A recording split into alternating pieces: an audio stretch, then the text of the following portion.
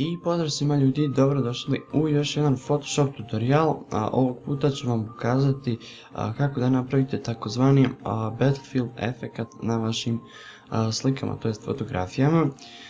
Znači šta vam je potrebno za to? Prvenstveno jedna Battlefield pozadina, ja ću vam ostaviti ovu sliku u deskripciji, tako da i vi možete skinuti, te render nekakvog lika kojeg želite da ubacite. Ja sam odabrao ovog, kako se zove ovaj, MC Arno iz Assassin's Creed Unity-a. I uglavnom što radimo, uzimamo taj render, znači kopiramo i pastamo tu. Ja ću negdje tu na sredinu malo ću smanjiti, možda ovako recimo, te ću da dupliram to. Ok. I šta sada radimo? Nakon što smo duplirali, kao primarnu boju uzmemo crnu, a kao sekundarnu uzmemo ovako neku, znači da ne bude ni siva, a ni plava, znači otprilike nešto između. Idemo na OK i nakon toga idemo na Image Adjustments i na Gradient Map, dok ne dobijemo ovako nešto. Znači crna boja da bude primarno obavezno, da nećete dobili ovako nešto. Čekaj, možda bi ja mogu tu malo boju srediti. Samo malo, to sam htio baš. Uzet ćemo ovu boju i malo ćemo je da vidimo. Možda ovako uzeti, ok, i idemo na Mode Color, znači da dobijemo ovako. Zašto nam je potreban ovaj drugi ispod? Zato što bismo dobili nešto ovako. To ne želimo. Znači sad ćemo da spojimo to.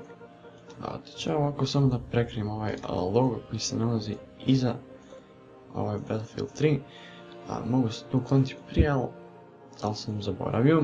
Malo ću smanjiti ovako brightness, možda ovako.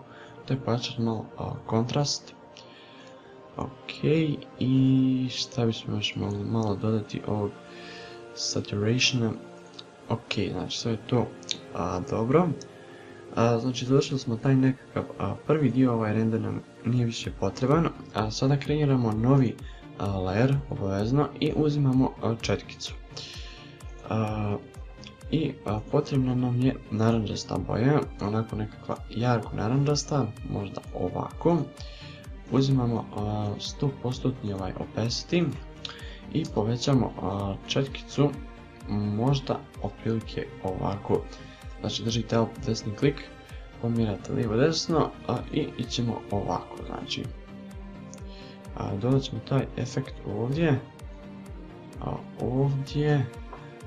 ajde da napravimo kao clipping mask, znači da bude vidljivo samo na ovom layeru. Dodamo tu, ajde da malo smanjimo otprilike ovako, te da dodamo i na ovaj ovdje dio. Ok, i ajde da promijenimo mod, znači ja vam preporučujem da koristite ovaj color mod. U ovom slučaju možete koristiti multiply mod, isto tako možete koristiti i overlay mod, ali ja mislim da je color mod nekako najbolji za ovo. Te ćemo sada da dupliramo, obavezno pod clipping mask i sastavimo. Sad se vratimo, dajmo opet na ovaj obični. Sada uzmemo ovako malo da ublažimo ovaj prilaz, smanjit ćemo opacity, možda na jedno 20%, te ćemo smanjiti četkicu i ovako ćemo jednostavno prelaziti. Ok, ovdje taj prilaz malo sredimo. Ok, dobro. I sad možemo dodati malo žute boje, znači ponovo novi layer kao clipping mask. I uzet ćemo žutu boju, možda ovako. Dobro, i dodat ćemo samo ovako malo po uglovima, po krajevima, ivicama. Možda ovako i ovdje malo, te naravno mod opet na color. Ok, i spojimo i ponovno na color mod. Sad malo podesimo to, idemo na krive, pa da vidimo gdje to najbolje izgleda. Ja mislim da ovako nekako bi najbolje izgledalo. Sad ću tu dodati nekih malo efekata da sredim to prosto.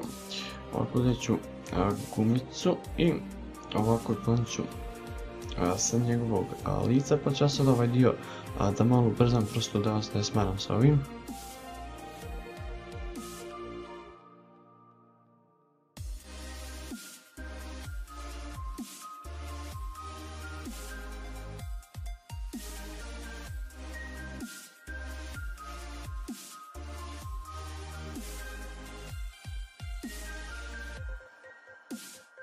Ok, ja sam dodao tu na neki malo ivice, obrisao sam sa lica, te sada ne bi bilo loše recimo da dodamo i na ovaj mač. Ajde da ovo malo povećamo i opesiti tu negdje, ovako možda.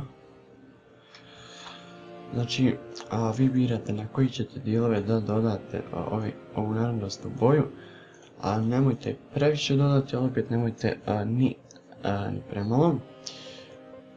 Možda da malo smanjimo ovako opesiti, to ne bi bilo loše, ajde da iza ovog rendera stavimo kao nekakav dim, zbog toga što će to dati jedan mnogo ljepši efekat, znači kreiramo novi layer i samo da nađem gdje su mi te četkice, mislim da slove. Ok, jesu. Te ću ja sada dodati dim, inače ovo je jedna posebna vrsta četkica koju možete skinuti sa interneta, pa ću ja vama ostaviti link u deskripciji da i vi skinete. Ako ne znate instalirati, pogledajte negdje na YouTube, 100% ima neki tutorial, samo što je dim bijele boje, valjda. I da nađemo neki, ajde recimo ovaj, i to sada možemo recimo smanjiti, ovako opesiti. Šta sad uradim? Ctrl plus T, ne Ctrl plus Z. Dobra, to malo smanjimo, ajde ja ću ovo ponovo ubrzati.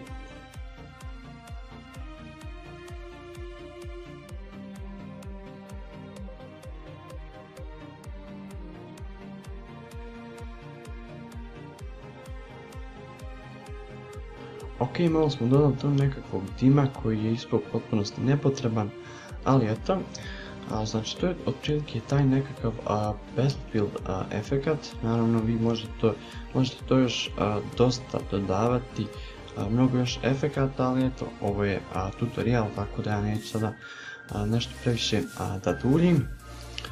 I eto ljudi, to je bilo to što se tiče ovog Photoshop tutoriala, nadam se da vam se svidio, jer ako jeste, lajkujte ovaj video, isto tako subscribeujte se na moj kanal, i to bi bilo to.